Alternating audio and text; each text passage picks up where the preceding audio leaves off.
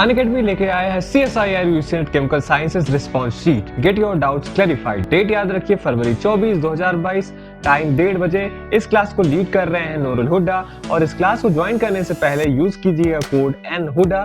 इस क्लास को ज्वाइन करने का लिंक आपको इस वीडियो के डिस्क्रिप्शन में मिल जाएगा।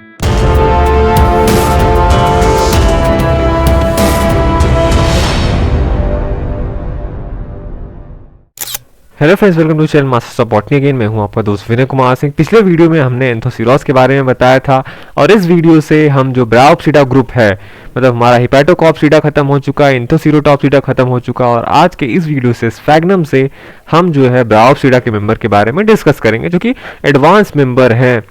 और ये मेनली क्या होता है, फोलियोज फॉर्म्स होते हैं, न कि थायलॉइड, क्योंकि यहाँ पे आपको लीफ, स्टेम और रूट्स जैसे मतलब राइजोइड्स वगैरह स्ट्रक्चर दिखेंगे जिन्हें फोलियोज फॉर्म बोलते हैं। ठीक है, तो स्फैग्नम की बात कर लेते हैं, जिसका कॉमन नेम बॉग मॉस या पीट मॉस है। तो इसका कॉमन नेम भी याद रखिएगा, क्योंकि ये पीट बनाता है, इसीलिए इसको हम पीट मॉस भी कहते हैं। ठीक, अब ये जो होता है स्फैग्नम, ये एक्वेटिक या सेमी एक्वेटिक या मॉइस्ट कंडीशन में ये ग्रो करता है। कुछ स्पीसीज जो होते हैं स्फैग्नम के वो एपिफिटिक होते हैं। ठीक, अब बार बार ये सब चीजें क्यों बोला जा रहा है, कुछ एक्वेटिक होते हैं, कुछ सेमी एक्वेटिक, कुछ मॉइस्ट, क्योंकि स्फैग्नम एक स्पीसीज नहीं है। स्फैग्नम एक जीनस का नाम है, इसके अंदर कई सारे स्पीसीज हो सकते हैं, तो अलग अलग स्पीसीज अलग अलग हैबिटेट में ग्रो करते हुए पाए जाते हैं। हेमेटोफाइट की बात कर लें तो ये फोलियोज होता है, जैसे मैंने आपसे बोला, डिफरेंशिएटेड रहता है। इसका जो थैलस है या प्लांट है, एक ब्रांच एक्सिस होता है और उस पे एक्सिस पे लीव्स भी पाई जाती हैं। स्मॉल ब्रांचेस जो होता है वो कुछ कॉम्पैक्ट हेड बनाते हैं एक्सिस के अपेक्स पे, जिसे कॉमा बोला जाता है। तो कॉमा जो होता है यहाँ पे पाया जाता है, वो कुछ नहीं होता, कुछ स्मॉल ब्रांचेस होते हैं जो कि मेन एक्सिस के अपेक्स पे हेड जैसा स्ट्रक्चर बनाते हैं, उन्हें कॉमा बोलते हैं। अब यहाँ पे ब्रांचेस जो होता है स्फैग्नम में, आप देखेंगे जो मेन एक्सिस होता है वहां से जो ब्रांचेस निकले रहते हैं वो दो टाइप के होते हैं, लेकिन ऐसा एक्वेटिक फॉर्म्स में नहीं होता। एक्वेटिक फॉर्म्स में एक ही टाइप के ब्रांचेस रहते हैं, लेकिन जो नॉन एक्वेटिक फॉर्म्स हैं वहां पे आपको दो टाइप के ब्रांचेस देखने को मिलेंगे। एक तो पेंडेंट, इसे फ्लैजिलिफॉर्म या डीकरेंट बोला जाता है, और दूसरा डाइवर्जेंट। डाइवर्जेंट जो होता है, आप देखेंगे ब्रांचिंग हुई तो वो ऊपर की तरफ जाता है, और पेंडेंट जो होता है ब्रांचिंग होने के बाद जहां से ब्रांच निकला फिर नीचे लटकता रहता है। बस ये इसमें डिफरेंट है पोजीशन का। लीव्स की बात कर ले तो जो मेन एक्सिस होता है उस पर लीव जो होता है वो स्पाइरली लगा हुआ होता है, ऐसे ऐसे। दोनों की मैं बात कर रहा हूं, मेन एक्सिस पे और ब्रांचेस पे। ठीक, स्पार्सली ये प्लेस्ड होता है मेन एक्सिस पे, मतलब जो मेन एक्सिस पे आप लीव्स पाया जाएगा, ये स्पाइरल तो होती है मेन एक्सिस पे भी और ब्रांचेस पे भी, पर जो मेन एक्सिस पे होगा वो थोड़ा सा दूर दूर प्लेस्ड होते हैं, और जो ब्रांचेस होते हैं वहां पे क्लोजली प्लेस्ड होती हैं। और ये भी एक्वेटिक फॉर्म्स में नहीं ऐसा डिफरेंशिएशन देखने को मिलता है। एक्वेटिक फॉर्म्स के जो स्फैग्नम के स्पीसीज होंगे उनमें जो लीव्स होगा दोनों एक ही तरीके का होगा, मेन एक्सिस पे भी और ब्रांचेस पे भी। और खास बात ये भी है कि यहाँ पे मिड रिब जैसा कोई चीज नहीं पाया जाता है, जैसे आप एंजियोस्पर्म के प्लांट में देखते हैं। यंग प्लांट की अगर हम बात कर लें तो यंग प्लांट जब रहेगा स्फैग्नम का, आपको उसमें मल्टीसेलुलर राइजोइड्स देखने को मिलेगा। अब हाँ, एक खास बात यहाँ पे एक और है कि इससे पहले जो भी आप मेंबर पढ़ते थे ब्रायोप्सिडा का, ये मेन फीचर है कि यहाँ से मल्टीसेलुलर राइजोइड जो होता है स्टार्ट हो जाते हैं, और हिपैटोकॉप्सिडा, एंथोसिरोटॉप्सिडा, इनमें जो होता है राइजोइड यूनिसेलुलर होता है, दैट मींस एक ही सेल का बना हुआ होता है। पर यहां से कई सारे सेल्स मिलके एक राइजोइड्स बनाते हैं, तो मल्टीसेलुलर राइजोइड्स होते हैं। और कैरेक्टरिस्टिकली यहां पे ऑब्लिक सेप्टा पाया जाता है। सेप्टा मतलब दो सेल्स के बीच में जो एक वो होता है सेप्टेशन, उसको सेप्टा बोल देते हैं। ठीक, मतलब जो सेल वॉल बना, पर खास बात यह है कि एकदम वैसा नहीं होता, ट्रांसवर्स टाइप का, ऑब्लिक होता है, तिरछा होता है। मेन एक्सिस को हम डिफरेंशिएट कर सकते हैं, जो मेन एक्सिस होगा उसको, न कि ब्रांचेस को। मेन एक्सिस को आप कॉर्टेक्स में बांट सकते हैं, फिर सेकेंड प्रोजेनकाइमेटस रीजन जिसे हाइड्रोम बोलते हैं, और एक सेंट्रल सिलेंडर होता है। तो ये तीन चीजें होती है। कॉर्टिकल रीजन होगा जहां पे रिटॉर्ट सेल होती है, ये भी एक खास बात है। यहाँ पे रिटॉर्ट सेल पूछा जाता है कहां पे पाए जाते हैं। ये फ्लास्क शेप्ड स्ट्रक्चर होता है, वाटर स्टोरेज के ही काम में आता है, कॉर्टिकल रीजन में होता है। ठीक, ऐसा जैसे आप कह लीजिए तो कॉर्टिकल बाहर की तरफ ये होता है, फिर बीच में हाइड्रोम होता है, थर्ड इनर मोस्ट जो रीजन होता है अंदर की तरफ वो सेंट्रल सिलेंडर होता है। लीफ को भी हम डिफरेंशिएट कर सकते हैं क्लोरोफिलस सेल में और दूसरा हेलाइन सेल्स में। और जो क्लोरोफिलस सेल होंगे नाम से आप पहचान सकते हैं कि वहां पे क्लोरोप्लास्ट पाया जाता है, और जो हाइलाइन सेल्स हैं उनमें जो होता है प्रोटोप्लास्ट होता ही नहीं है, प्रोटोप्लास्ट की बात करें, ना कि क्लोरोप्लास्ट, ठीक है, प्रोटोप्लास्ट उसमें नहीं पाया जाता है। तो ये हुआ। तो एक्सिस का डिफरेंशिएशन, लीफ का डिफरेंशिएशन, ब्रांचेस भी अलग से था, और आपने देखा कि लीफ भी इनमें मेन एक्सिस पे स्पार्सली प्लेस्ड है और क्लोजली प्लेस्ड है ब्रांचेस पे। तो ये सब अलग अलग चीजें हैं जिससे आपको स्फैग्नम यूनिक दिखेगा, आप इसको पहचान सकते हैं। ये फोटो मैंने विकिपीडिया से लिया है, ठीक। रिप्रोडक्शन पे आते हैं तो यहाँ पे वेजिटेटिव सेक्सुअल जैसा कि आप देखते आ रहे हैं वही सब सारी चीजें हैं।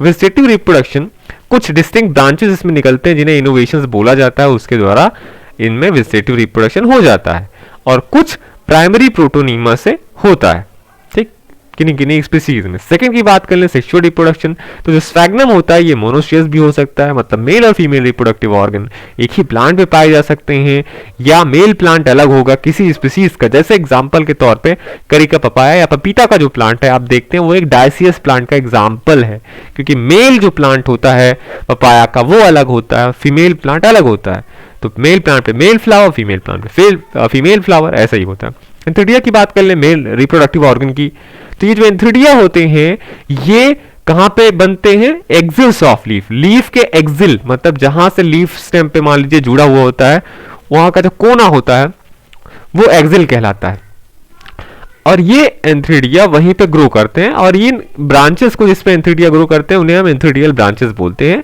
ये मेन एक्सिस से ये ब्रांचेस निकलते हैं। मैच्योर एंथ्रिडियम कैसा होता है, उसके पास लॉन्ग स्टॉक होता है और सिंगल लेयर जैकेट होता है, और अंदर एंड्रोसॉइड्स होंगे। अब आपको पता है, अभी तक पढ़ते आ रहे हैं कि एंड्रोसॉइड जो होता है एंथ्रोजॉइड बनाते हैं।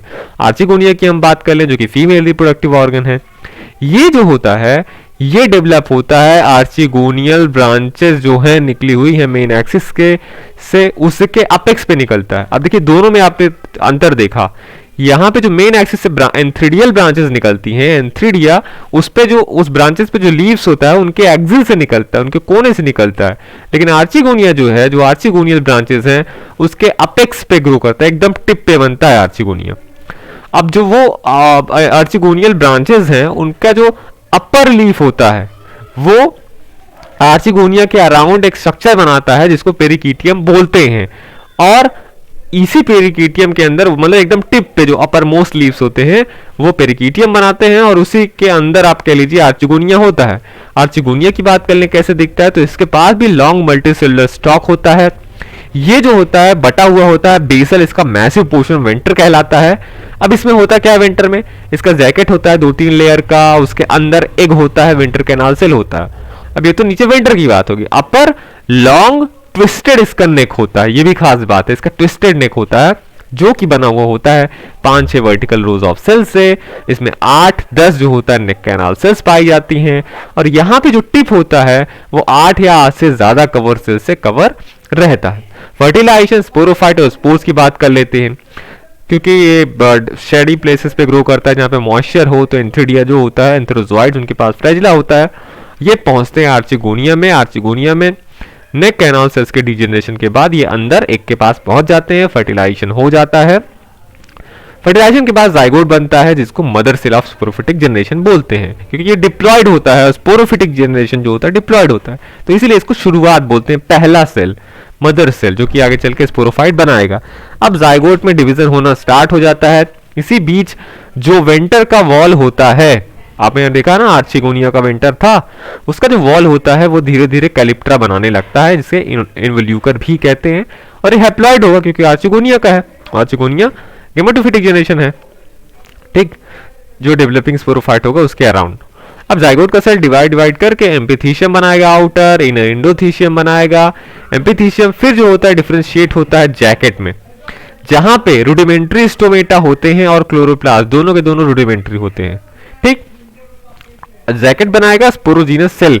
खास बात यह है कि जो एम्पिथीशियम होता है, अगर कभी भी आपसे क्वेश्चन पूछा जाए कि एम्पिथीशियम किसमें स्पोरोजीनस सेल बनाता है, तो आप कहेंगे एंथोसीरोटेल्स के मेंबर्स में। पर ब्रायोप्सिडा में आप देखेंगे स्फैग्नम में भी ये चीज पाई जाती है, तो स्फैग्नम में भी ये चीज है, आप याद रखना।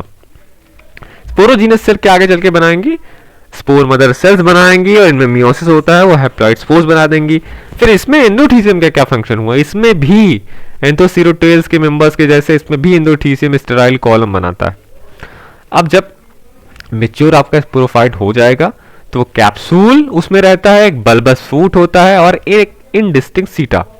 यहाँ पे भी सीटा काफी ज्यादा बड़ा नहीं होता, छोटा होता है।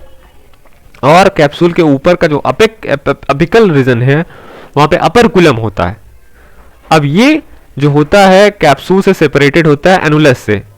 कैप्सूल उसके ऊपर का पोर्शन अपर कुलम, और ये जो अलग जहाँ पे अपर कुलम छोटा सा हिस्सा होगा उसका जो मार्जिन होता है उस पे एनुलस होता है, जिसके स्प्लिटिंग से ये वो उसको स्पोर को रिलीज करता है। अब जब स्प्लिट हो जाता है अपर कुलम एनुलस पे, ठीक, तो एयर गन या एक्सप्लोजिव मैकेनिज्म के द्वारा स्पोर इसमें से रिलीज होता है, जो कि डेवलप होते हैं नए प्लांट्स में। तो ये था आपका स्फैग्नम का जनरल फीचर्स और उसका लाइफ साइकिल, रिप्रोडक्शन एक्सेट्रा। कुछ चीजें हैं आप नोट कर लीजिएगा कि जो यंग स्पोरोफाइट होता है इसमें, ये डेवलपिंग स्पोरोफाइट या यंग स्पोरोफाइट, उसके पास कैलिप्ट्रा और पेरिकिटियम 2 प्रोटेक्टिव कवरिंग होती है। और बाद में क्या होता है, जो स्टेज होता है एक्सिस का आर्चिगोनियल ब्रांच का, मतलब जहां पे आर्चिगोनिया ग्रो कर रहा है टिप पे अपेक्स पे, वो इलोंगेट कर जाता है उसका स्टॉक मेन वाला, तो वो एक स्ट्रक्चर बनाता है जिसको स्यूडोपोडियम बोला जाता है। अब एक और चीज है remnant sac like calyptra then known as vaginula. अब यहाँ पे जो रेमिनेंट सैक लाइक कैलिप्ट्रा होता है, क्योंकि जब ये सीधे से बढ़ेगा ना स्यूडोपोडियम बनने के बाद, तो जो कैलिप्ट्रा है वो वहां पे एक रिमेनिंग पार्ट की तरीके से रहेगा जिसको वेजिनुला बोला जाता है। सिमिलर टू एक्रोगाइनस मेंबर्स, मतलब ये जो है स्फैग्नम, ये भी एक इसमें खास बात है कि एक्रोगाइनस मेंबर के जैसे होते हैं। एक्रोगाइनस मेंबर में हमारे पोरेला और फ्लोरानिया आते हैं, पेलिया नहीं आता, पोरेला और फ्लोरानिया, ठीक। उसमें क्या होता था कि जो आर्चिगोनिया एकदम ब्रांच के अपेक्स पे ग्रो किया, तो अपेक्स पे तो एपिकल सेल होता है जिसके द्वारा उस ब्रांच का ग्रोथ होता रहता है। जब अपेक्स पे आर्चिगोनिया हो जाता है तो उसका ग्रोथ रुक जाता है, और ऐसे मेंबर को हम एक्रोगाइनस मेंबर बोलते हैं। तो ये सिमिलर है एक्रोगाइनस मेंबर का, जहां पे having the archegonia rising from the apex of the stem and involving the apical cell. तो ये था आपका स्फैग्नम। नेक्स्ट वीडियो में मैं बात करूंगा फ्यूनारिया के बारे में। देखते रहिए masters of botany and thank you for watching this video. कर रहे हैं बनारस हिंदू यूनिवर्सिटी के एमएससी बॉटनी एंट्रेंस एग्जाम के लिए।